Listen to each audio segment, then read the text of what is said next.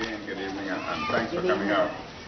We've had a series of general meetings, and what we've noticed is individuals from various different communities may not be present, and therefore I thought, to be fair to the entire Kalani constituency, we should probably move to different communities so at least they would know what's going on, especially if they're not participating in the general Kalani Association meetings. As you would be aware, the government gives every representative annually about $50,000 to spend within the constituency, and I normally would discuss it within our association and decide exactly how it's spent, but ensure your input as opposed to just going and doing things not wrong. What we had done last year, we put a series of camera, because we're plagued with crime and whatever, and we would have the input of the police, and the police would have informed us as to where exactly are hotspots within the Kalani area. We knew that an area like Sea Beach, for example, was experiencing about 3 break-ins per week. We also knew, according to police reports, that most of their break-ins occurred after 1 o'clock. And Westridge also suffered serious problems. And in fact, a couple of months ago, they had also experienced a rape episode. So, obtaining all the information from the police, we decided those areas are hotspots and put cameras in those particular areas. But the cameras essentially would be able to monitor vehicular traffic or movements in and out in those particular areas. Within the Mount Pleasant area, you're not plagued, according to the police statistics, you're not plagued like Sea Beach and other areas, and therefore you were not selected in terms of that. This is a new year, and we have another $50,000 to spend. It's not much, but we decided that we can utilize the money to try and create opportunities for individuals. So to try and allow them some opportunities to make some, like increase their income. Now all of you would note that as you're traveling home, just outside Gambia, there's what we call a count stand area, and you'd also note that there's a lot of tourists and lots of people who stop and utilize the services there.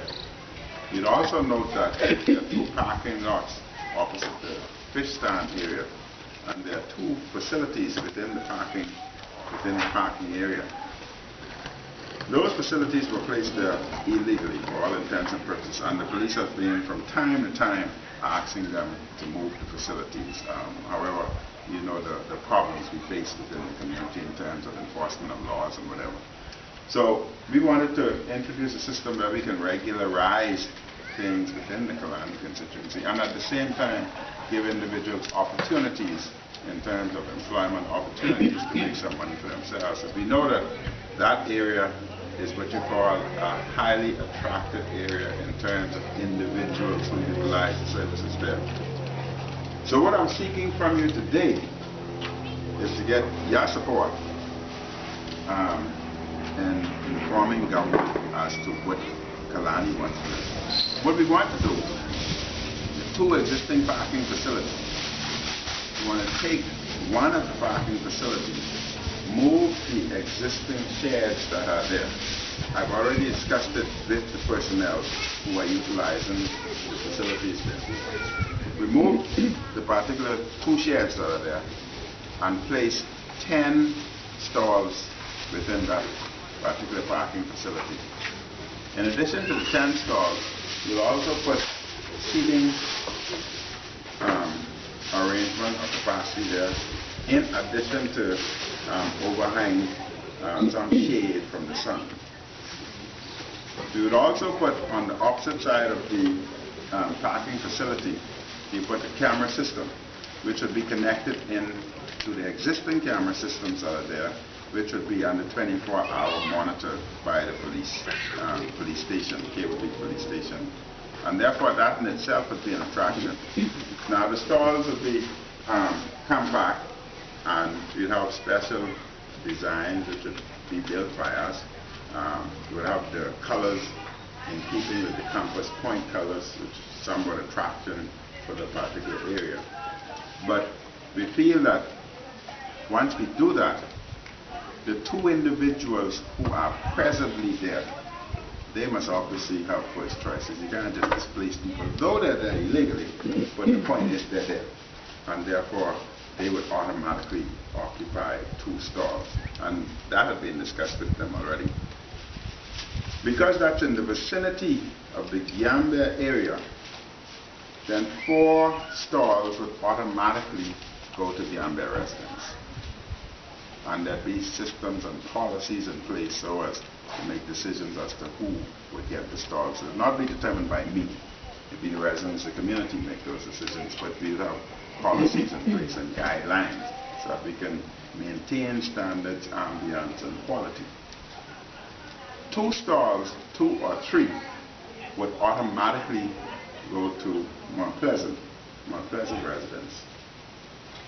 1 would go to Dignity, and the remaining 3 would be given to Kalani at large.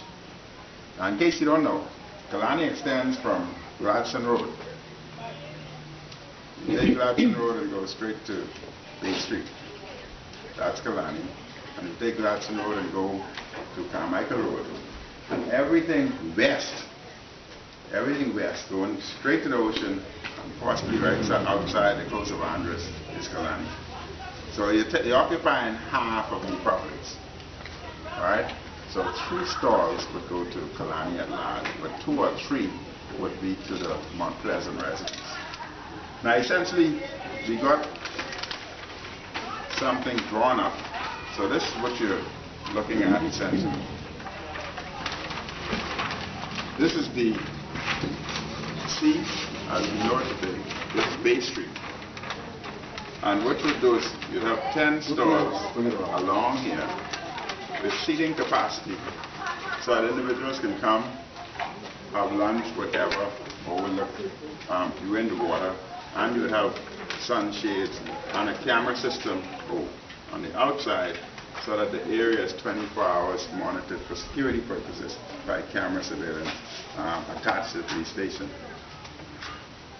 One of the criteria or the conditions we'd be requesting, we know that the existing conch facility that is there is doing quite well. We also know that hundreds of tourists visit that area on a daily basis. And therefore, to ensure that everyone does well, we do not want duplication. In other words, we would insist that everybody do not do the same thing. You already have a conch vending on the outside, and you already have an existing stall in there that's also a conch vending. So those 2 would remain and continue as is. But each of the other stalls must do something different. Example, 1 stall may decide they just want to do sandwiches. Another stall, and individuals have already expressed interest, may decide they just want to do daiquiris and different types of drinks.